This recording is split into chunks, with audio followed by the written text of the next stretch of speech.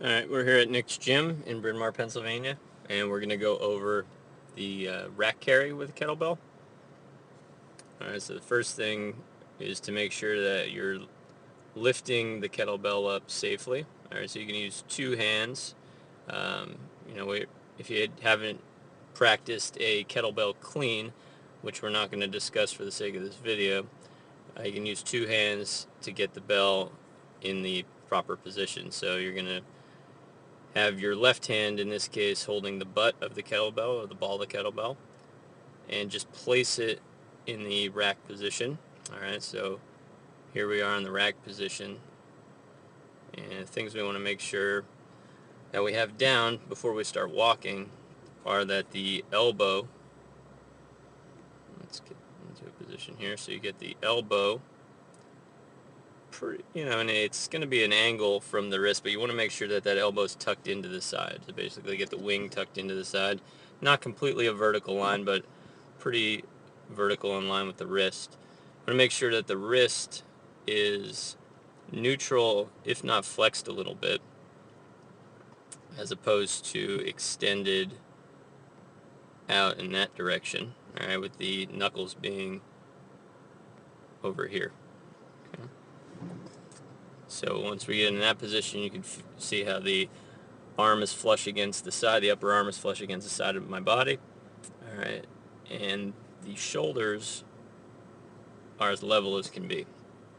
Alright, so the kettlebell is going to actually almost rest perpendicularly to the forearm. Not perfectly, but pretty close to that. Alright, so you want to feel like you're taking the shoulder down and back away from the air, and you're going to engage the lats and other muscles around the back part of the shoulder. And you do that by pulling the bell actually into your body, almost like you're giving it a one-arm hug. Alright, so that's your starting position. With the other arm, just make sure that the thumb is facing forward, if not out a little bit, kind of at a, if you think of the thumb as facing straight forward, being 12 o'clock, and then you rotate it outward towards an 11 o'clock position. Like we do with any other walk, you're going to first get your position started by rotating your hips outward. Alright, so moving, so if you think about right in here, and in here in the groin area, that's the hip, that's where the hip joint is. You're trying to rotate out that direction, so from externally rotate, and by doing that you'll engage your glutes. You'll feel them turn on, and at the same time you want to feel like you're pulling your rib cage downward. Okay, and that will allow for some tension right across the low belly in that region there. Alright, so before you actually start moving, you want to make sure you get some tension there. By rotating the hips outward, another thing that you'll feel is that your feet will move to the outer edge, and you'll lift your arches, your inner arches a little bit. Alright, from there, I'm going to start walking. Alright, so you have that tension on. Alright, and then you're just going to start walking, maintaining that shoulder position, that abdominal position throughout the entire walk.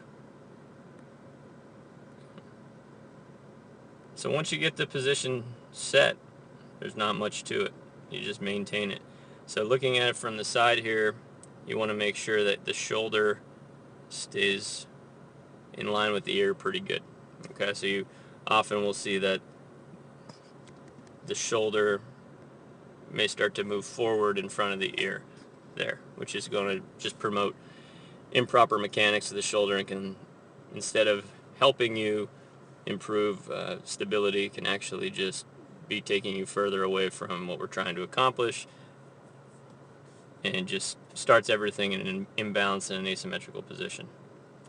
And so we're trying to pull that bell into the body as you're walking.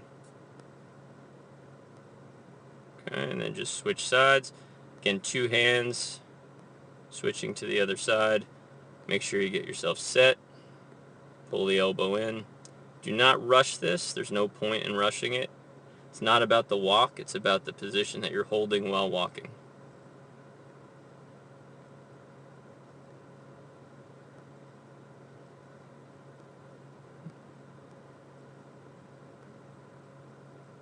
Alright, and then one other important concept is when you're done, make sure you put the bell down safely.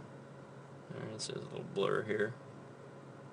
But you want to maintain a straight spine from the tailbone to the back of the head as you put it down. So a good hip hinge.